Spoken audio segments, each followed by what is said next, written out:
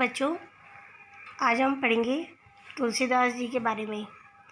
बच्चों, तुलसीदास जी का जन्म उत्तर प्रदेश के बांदा जिले के राजापुर गांव में सन 1532 में हुआ था। कुछ विद्वान उनका जन्मस्थान सोरो जिला एटा भी मानते हैं। तुलसीदास का बचपन बहुत संघर्षपूर्ण था।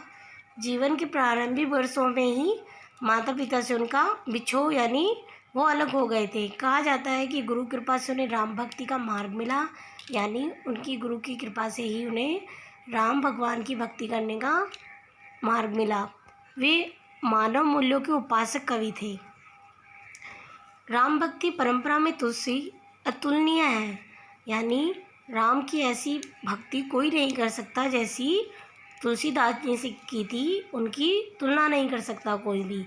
रामचरितमानस कवि की अनन्य राम भक्ति और उनका सृजनात्मक कौशल का एक मनोरम उदाहरण है। रामचरितमानस जो उनकी रचना है, उसमें उनकी सृजनात्मक कौशल का पता चलता है। उनके राम मानवीय मर्यादाओं और आदर्शों के प्रतीक, जो राम थे वो मानवीय मर्यादाओं के प्रतीक थे, जिनके माध्यम से तुलसी ने नीति, स्नेह, शील, विनय, त्याग जैसे उदात्त आदर्शों को प्रतिष्ठित किया। रामचरितमानस उत्तरी भारत की जनता के बीच बहुत लोकप्रिय थी। बच्चों, मानस के अलावा कवितावली, गीतावली, दोहावली, कृष्ण गीतावली, विनय पत्रिका, ये भी उनकी प्रमुख रचनाएं हैं। अवधी और ब्रज दोनों भाषाओं पे उनका समान अधिकार था। वे अच्छे से अवधी और ब्रज दोनों भाषाओं का उन्हें ज्ञान था। सन 1623 में काशी में उनका देहावसान हो गया।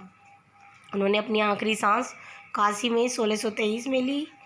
तुलसी ने रामचरितमानस की रचना अवधी में की है। विनय पत्रिका तथा कवितावली की रचना ब्रज भाषा में की है। बच्चों, उस समय प्रचलित सभी काव्य रूपों के तुलसी की रचनाओं में देखा जा सकता है। रामचरितमानस का मुख्य छंद चौपाई है तथा बीच बीच में दोहे, सोठे, गीतावली तथा अन्य छंद पिरोए गए हैं। विनय पत्रिका की रचना गेय पदों में हुई है।